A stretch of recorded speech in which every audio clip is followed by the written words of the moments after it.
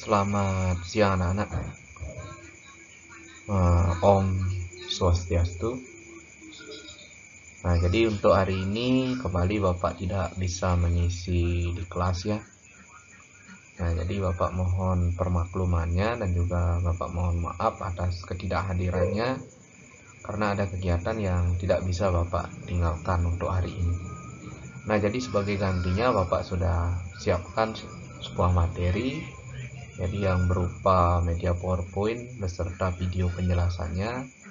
Nah, jadi semoga ini bisa menggantikan ketidakhadirannya Bapak di kelas untuk di pertemuan pada hari ini. Nah, jadi seperti yang kalian bisa lihat di media PowerPoint-nya ini, jadi untuk hari ini kita masih pada bahasan computational thinking ya, dimana dengan poin pembahasan yaitu abstraksi dan juga algoritma. Nah, jadi abstraksi dan juga algoritma ini adalah teknik yang merupakan bagian dalam computational thinking ya. Jadi selain teknik yang sudah pernah kita pelajari di pertemuan sebelumnya, yaitu ada teknik dekomposisi dan juga teknik pengenalan pola. Nah, jadi ini adalah teknik yang keempat dan juga yang ketiga dan juga yang keempat. Nah, jadi langsung saja untuk teknik abstraksi ini adalah teknik pemecahan masalah yang merupakan bagian dari teknik dalam berpikir komputasi ya. Nah, dimana teknik abstraksi ini adalah teknik yang fokus pada poin penting pemecahan masalahnya saja ya, dan mengabaikan detail lain yang tidak terlalu penting. Jadi dalam teknik abstraksi ini yang perlu kita garis bawahi atau yang menjadi kata kunci dalam teknik abstraksi ini adalah poin penting ya. Jadi poin penting. Nah, jadi dalam teknik ini adalah kita menyelesaikan suatu permasalahan dengan hanya memperhatikan poin-poin pentingnya saja dalam suatu masalah tersebut. Nah, sehingga dengan teknik abstraksi ini kita dapat menyelesaikan suatu masalah tanpa terlalu memperhatikan detail-detail lain yang ada dalam permasalahan tersebut. Nah, jadi teknik abstraksi ini cocok dalam penyampaian ide atau gagasan ya. Jadi sehingga di mana gagasan yang akan kita sampaikan tersebut, maka poin pentingnya akan dapat tersampaikan tanpa terlalu terbelit-belit yang nantinya bisa menimbulkan miskonsepsi ya, atau pengertian yang kabur istilahnya. Nah, jadi itu terkait dengan abstraksi ya. Nah, jadi untuk contoh penerapan abstraksi ini yaitu yang pertama pendeskripsian burung secara umum. Nah, jadi ketika kita disuruh untuk mendeskripsikan burung itu misalnya, nah, jadi kita perhatikan poin-poin penting yang ada pada burung tersebut. Nah, semisal kalau burung, untuk mendeskripsikan burung secara umum, jadi burung itu adalah hewan yang berkaki dua, ya. Jadi memiliki sayap, kemudian berbulu, nah, kemudian bisa terbang, kemudian bertelur. Nah, jadi proses pendeskripsian secara umum seperti itulah yang bisa dikategorikan sebagai teknik pemecahan masalah dengan abstraksi ya, ketika kalian disuruh untuk mendeskripsikan tentang burung. Nah, jadi kalian ketika disuruh mendeskripsikan tentang burung secara umum, jadi itu yang bisa kalian lakukan seperti penjelasannya Pak tadi, tanpa kalian memperdulikan detail-detail lain yang menjadi poin-poin pendukung dalam pendeskripsian burung. Nah, misalnya burung itu jenisnya ada bermacam-macam ya. Jadi ada mungkin burung elang, ada burung pipit, di mana burung elang punya cakar yang tajam, punya paruh yang kuat, punya kecepatan terbang yang di atas rata-rata. Nah, jadi detail-detail lain seperti itu sebenarnya tidak usah kalian sampaikan dalam proses abstraksi. Nah, kemudian contoh penerapan abstraksi yang kedua yaitu cerita perjalanan liburan. Nah, jadi ketika kalian disuruh untuk membuat karangan tentang perjalanan liburan kalian, ya, jadi kalian mungkin dapat menyampaikannya dengan teknik abstraksi ya. Nah, jadi mungkin kalian dapat sampaikan cerita perjalanan liburan kalian adalah hal-hal yang paling menyenangkan dalam selama perjalanan liburan kalian ya.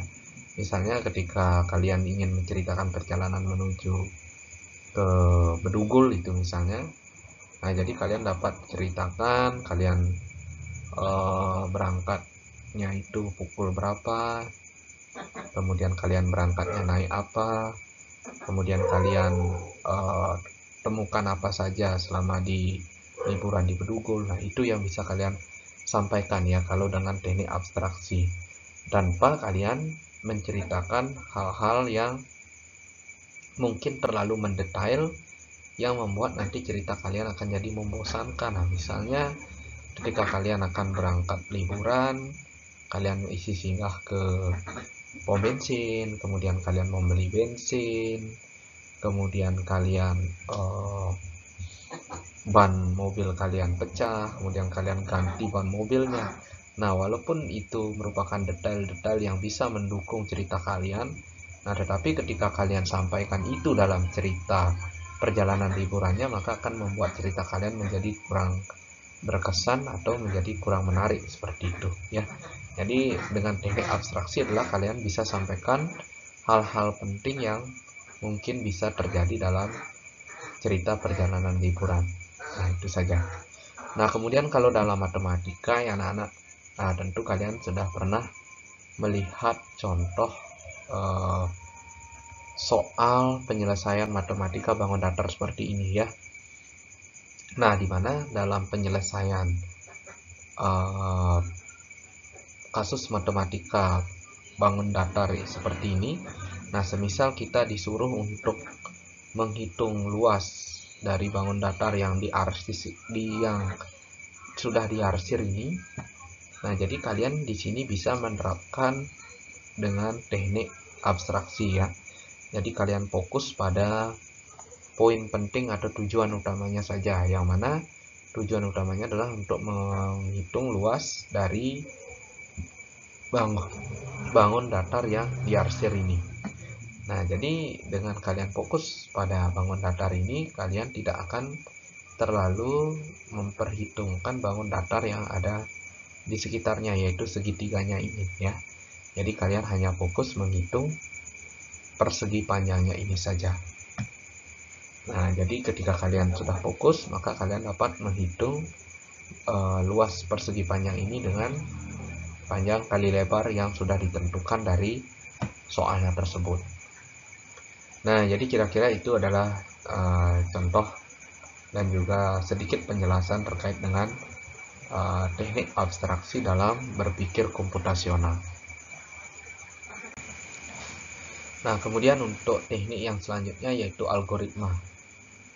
Nah, di mana teknik algoritma ini merupakan juga teknik untuk memecahkan suatu permasalahan dalam berpikir komputasi ya, yaitu dengan menyusun langkah-langkah pemecahan masalah sedemikian rupa. Nah, jadi sehingga permasalahan dapat terselesaikan secara logis dan juga sistematis. Nah, jadi algoritma ini merupakan salah satu teknik dalam berpikir komputasi yang merupakan teknik yang paling terakhir ya dalam keempat teknik yang berpikir komputasi yang lain. Nah, di mana untuk teknik algoritma ini sebenarnya dapat diterapkan di hampir semua jenis masalah yang membutuhkan suatu proses dalam penyelesaiannya. Nah, jadi asalkan permasalahan tersebut memiliki suatu proses dalam pemecahannya, nah maka kita dapat menerapkan teknik algoritma dalam menyelesaikannya.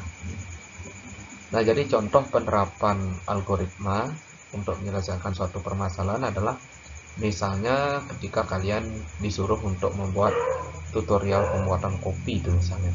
Nah, jadi dalam tutorial pembuatan kopi ini kalian dapat menjelaskan langkah-langkah pembuatan kopi secara logis dan secara sistematis ya, supaya orang lain dapat memahami bagaimana cara pembuatan kopi dengan baik. Kemudian kalian juga dapat menjelaskan cara mencuci baju dengan teknik algoritma ya.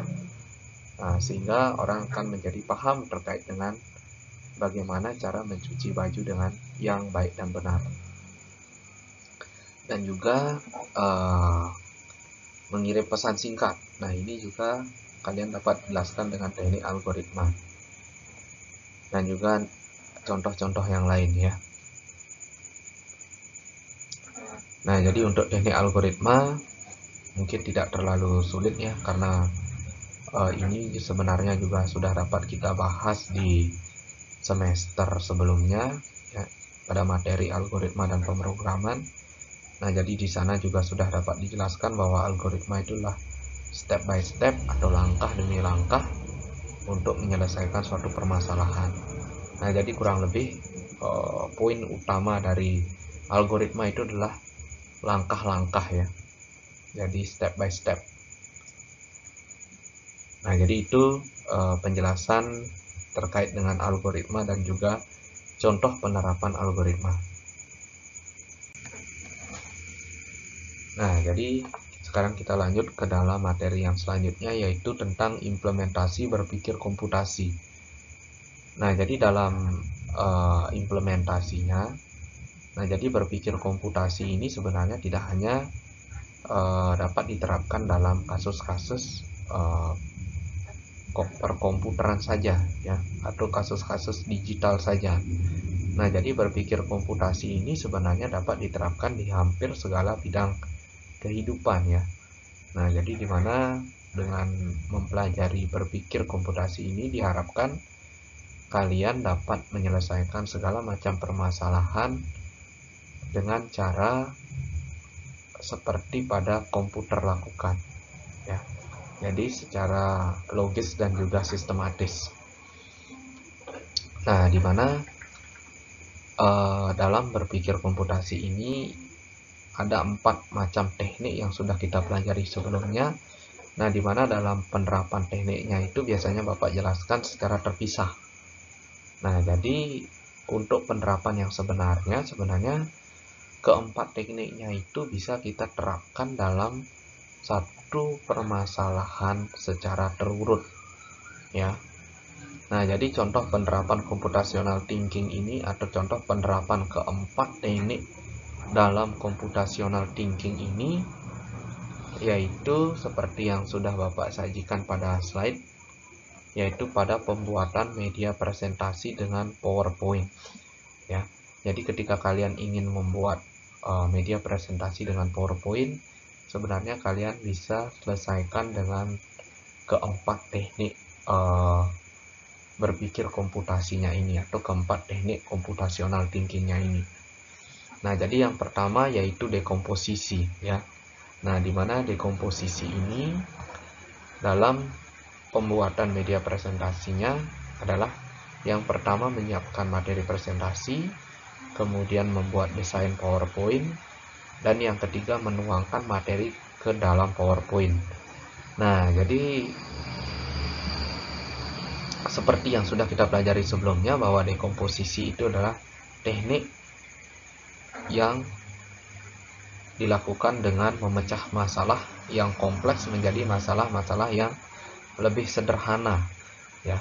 Nah, kalau kita lihat pembuatan media presentasi ini sebagai permasalahan yang kompleks, maka pembuatan media presentasi ini dapat kita sederhanakan menjadi permasalahan-permasalahan yang lebih mudah untuk kita pahami dan lebih mudah untuk kita selesaikan.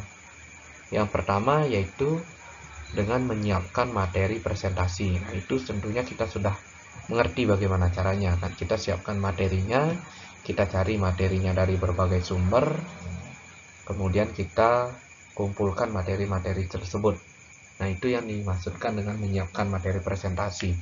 Kemudian Yang kedua yaitu permasalahan yang lebih sederhana, yaitu dengan membuat desain PowerPoint. Nah, kalau kita disuruh untuk membuat desain PowerPoint, kita sudah kebayang ya. Jadi desain yang nantinya akan kita jadikan suatu media PowerPoint.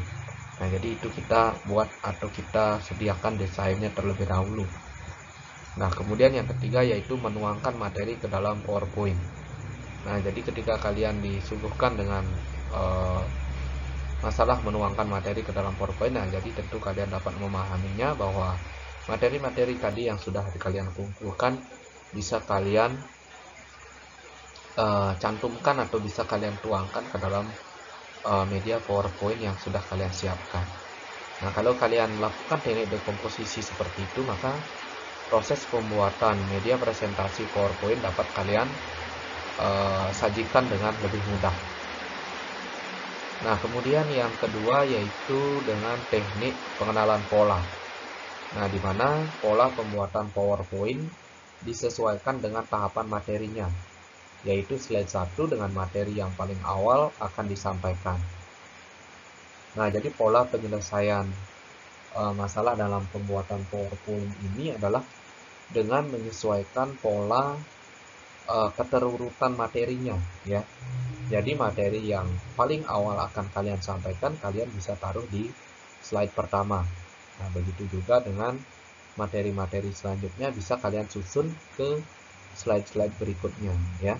Nah, jadi kalian tidak bisa nanti membuat PowerPoint dengan menyampaikan materi yang misalnya paling akhir. Seharusnya materinya itu disampaikan paling akhir, tetapi nanti kalian cantumkan materinya di slide paling awal. Nanti jadinya PowerPoint kalian tidak akan berurutan atau tidak akan nyambung materinya seperti itu. Nah, kemudian untuk yang teknik yang ketiga yaitu abstraksi. Nah, dimana ketika proses pembuatan PowerPoint ini ketika diabstraksi, yaitu PowerPoint hanya menyampaikan poin penting dari materi yang akan disampaikan ya. Jadi bukan materi yang detail seperti di buku. Nah, jadi seperti materinya yang tadi kita sudah singgung, bahwa abstraksi itu adalah kita fokus pada poin-poin pentingnya saja ya. Jadi dengan mengabaikan detail-detail yang tidak terlalu penting. Nah, sama halnya juga dengan pembuatan PowerPoint. Jadi kita hanya fokus pada poin-poin penting materinya saja supaya proses pembuatan PowerPoint-nya ringkas, padat, jelas, tetapi mudah dimengerti. Seperti itu. Nah, kemudian untuk yang keempat yaitu teknik algoritma ya. Jadi dalam pembuatan media presentasi kita juga dapat jabarkan proses pembuatannya dengan teknik algoritma, yaitu mulai dari mengumpulkan materi yang akan disampaikan, kemudian merangkum poin-poin penting dalam materi tersebut, kemudian menyediakan template PowerPoint, kemudian mengedit template tersebut yang disesuaikan dengan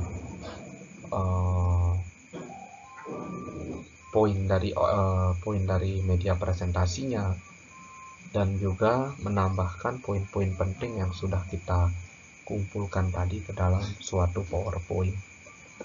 Nah, jadi itu adalah keempat teknik yang bisa kita implementasikan ke dalam satu permasalahan, yaitu permasalahan dalam pembuatan media presentasi dengan PowerPoint. Nah, jadi keempat tekniknya itu sebenarnya bisa kita implementasikan ya.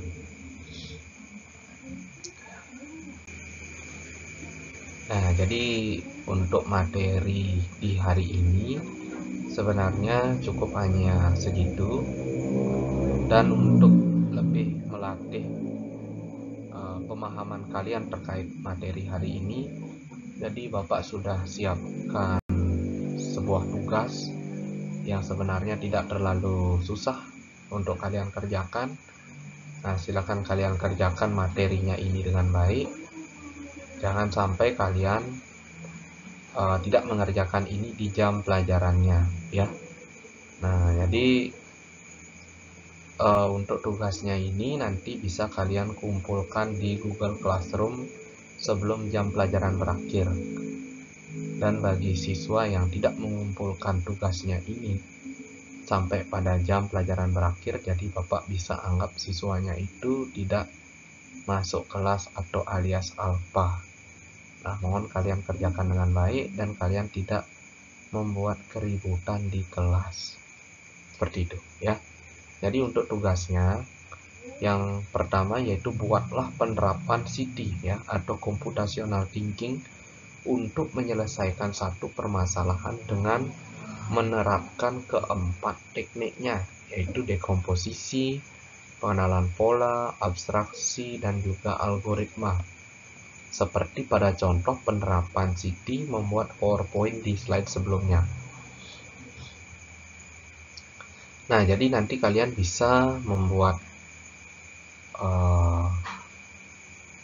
tugasnya ini ya seperti pada contoh di materi pada slide sebelumnya, yaitu contoh pada penerapan CT pada pembuatan media PowerPoint. Nah, nanti kalian kerjakan seperti itu, kalian buat pada sebuah buku ya. Jadi kalian pilih dulu topik permasalahannya apa, misalnya membuat nasi goreng itu ya. Kemudian kalian buat dekomposisi dalam membuat nasi goreng itu apa, kemudian pengenalan pola dalam pembuatan nasi goreng itu bagaimana, abstraksi dalam pembuatan nasi goreng itu seperti apa, dan algoritma dalam proses pembuatan nasi goreng itu bagaimana. Nah, nanti kalian buat seperti itu ya, buat seperti pada contoh. Nah, jadi kalau kalian misalnya ada yang belum dipahami terkait materi dan juga tugasnya, silakan nanti kalian komen di Google Classroom. Nah, baik, jadi mungkin hanya demikian yang bisa Bapak sampaikan terkait dengan materinya. Semoga kalian dapat memahami materi ini dengan baik, dan semoga kalian dapat mengerjakan tugasnya dengan baik. Akhir kata, Bapak tutup dengan Paramasanti. Om Santi Santi Santi Om.